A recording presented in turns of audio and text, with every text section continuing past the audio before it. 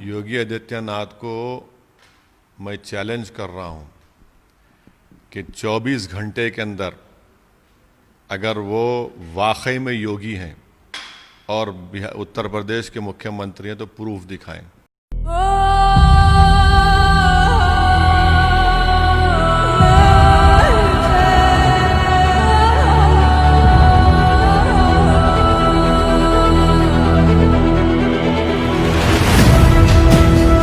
हैदराबाद से किशनगंज 1400 किलोमीटर दूर है।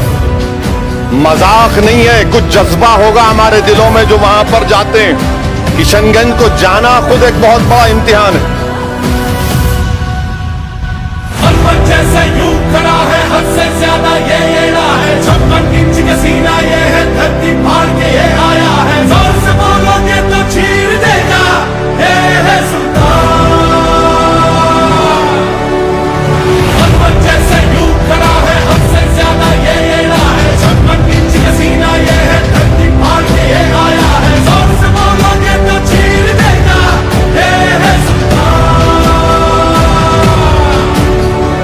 जोर से बोलोगे तो चीर देगा ये है सुल्तान। हाँ, योगी को दूल्हे भाई हर रात में ख्वाब में आते हैं, बहुत परेशान रहते हैं हमारा नाम सुन के, हमारे पूरे मेहनत और कारनामों को देखकर। मगर बिहार जाकर भी योगी दूल्हे भाई का नाम ले रहे हैं।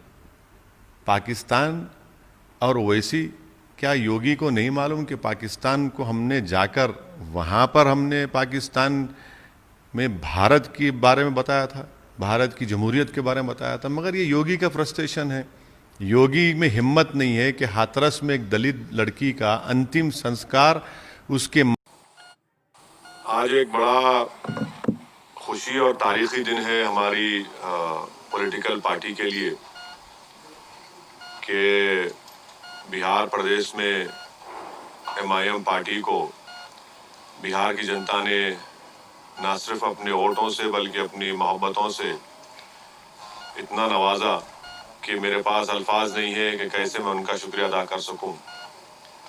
मगर मैं सबसे पहले अल्लाह सुब्हाना व तआला का शुक्रिया अदा करता हूं कि अल्लाह के फजल व करम से मजलिस इत्तेहादुल मुस्लिमीन को एक तारीख़ी कामयाबी बिहार में मिली है।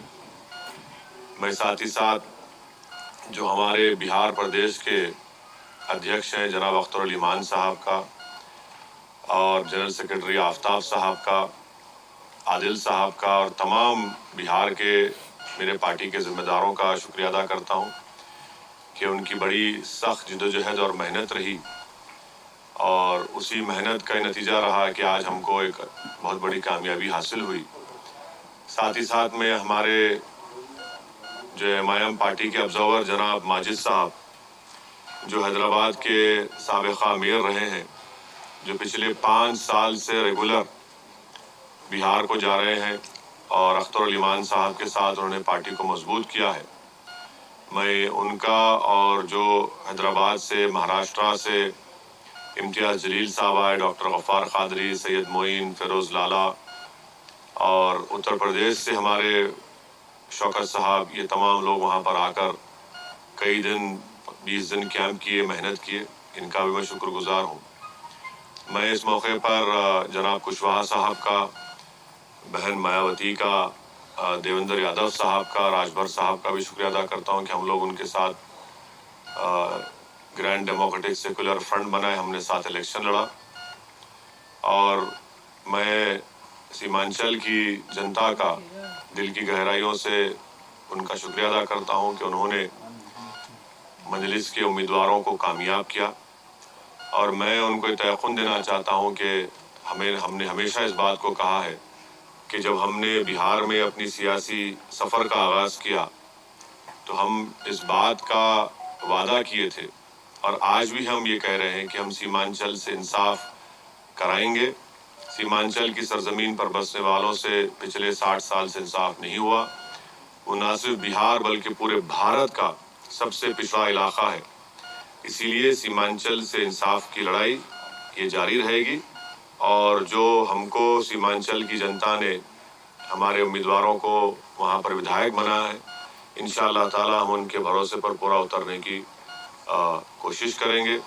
जो वहाँ के मसाइल हैं, जो वहाँ का बैकवर्डनेस है, जो वहाँ पर बाढ़ आने के बाद जो ज़मीन कटती है, वहाँ पर स्कूल, डिग्री कॉलेजेस नहीं है, अस्पताल नहीं है, ये सब चीज़ें हैं जिस पर हमको हमारे पूरे विधायक मिलकर इस पर पूरी कोशिश करेंगे। और जो भरोसा और एतमाद हम पर किया गया है, हम इंशाअल्लाह ताला उसकी पूरी मेहनत करेंगे और जो हमने आवाम से वादे किए थे उसको पूरा करने की हम पूरी कोशिश करेंगे। मैं फिर से बिहार प्रदेश की जनता का शुक्रिया अदा करता हूँ। आपने हमको अपनी मोहब्बतों से, अपने आशीर्वाद से, अपने वोटों से नवाजा है।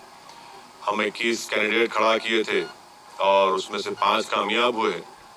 जहाँ पर हमको कामयाबी नहीं मिली, हम वादा कर रहे हैं कि हम फिर से वहाँ पर जाएंगे। क्यों हमको नाकामी हुई, उसकी क्या वजूहात हैं, उसको हम अपनी कमज़ोरियों को दूर करेंगे और बिहार में हमें इससे ज़्यादा हम एक बड़ी पॉलिटिकल फोर्स बनने की पूरी कोशिश करेंगे।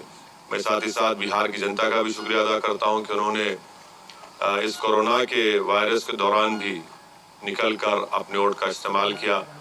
ये बड़ा ही उनका बेबाकी का काम था और बड़ा ही बहादुरी से उन्होंने निकल कर भारत की जमहूरियत को, बिहार के जमहूरियत को इलेक्शन में हिस्सा लिया। मैं उनका भी शुक्रिया अदा करता हूँ। आपकी जिससे आपने बिहार में आमद की उस सीट को, किशनगंज की सीट को आप हार गए, क्या करेंगे? मैंने जैसा कहा अभी कि यकीनन कोई ना कोई कमज़ोरी होगी, खामी होगी, जिसकी वजह से हमने वहाँ की आवाम का एतमाद हासिल नहीं कर सके। इस पर हम बैठकर बात करेंगे जनाब कमरुद्दीन साहब से और उन कमज़ोरियों को दूर करेंगे और इंशाअल्लाह ताला हम दोबारा उस सीट को, उस पर कामयाबी हासिल करेंगे। सर, आप तकरीबन 15 दिन वहाँ पे कैंपेनिंग की है और 50 से भी ज़्यादा सभाएं की है, तो कैंपेनिंग के दौरान आपने क्या देखा और ये जो नतीजे आए हैं उसको कैसा आंकते हैं? मैं वहाँ पर 65 सभाएं मैंने की जनाब कुशवाहा साहब के पार्टी के कैंडिडेट्स के लिए, बहुजन समाज पार्टी के कैंडिडेट्स के लिए, और फिर उसके बाद हम अपने पार्टी के कैंडिडेट्स के लिए कैंपेनिंग में हिस्सा लिए। तो हमारा तो मकसद ये था कि हम कुशवाहा साहब को अपना चीफ मिनिस्टर कैंडिडेट बनाकर पेश किए थे। हम तो इस डेमोक्रेटिक सेकुलर फ्रंट के लिए हम मेहनत कर रहे थे। अब तक जो नतीजे आए वो हमारी क्या बोलना चाहिए, हमारी ख्वाहिश के बरक्स हैं, उसके अपोजिट है। अब जो नतीजा है, जो भी है, अब तक जितना आया, अभी काउंटिंग चल रही है, ये तो बिहार की जनता का फैसला है और जमहूरियत में आवाम का फैसला जो होता है वो नतीजा वही निकलता है।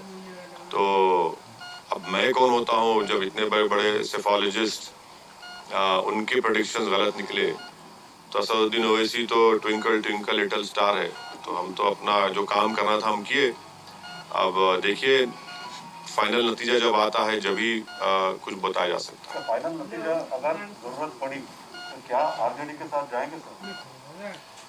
देखिए प्रसाद साहब, हमारी लड़ाई जो है सीमांचल के इंसाफ की लड़ाई रही है और मैंने अभी शुरुआत में ये कहा कि सीमांचल ना सिर्फ बिहार बल्कि भारत का सबसे बैकवर्ड एरिया है और जितनी पार्टीज को उनको सत्ता मिली, इख्तदार मिला, उन्होंने सीमांचल से इंसाफ नहीं किया।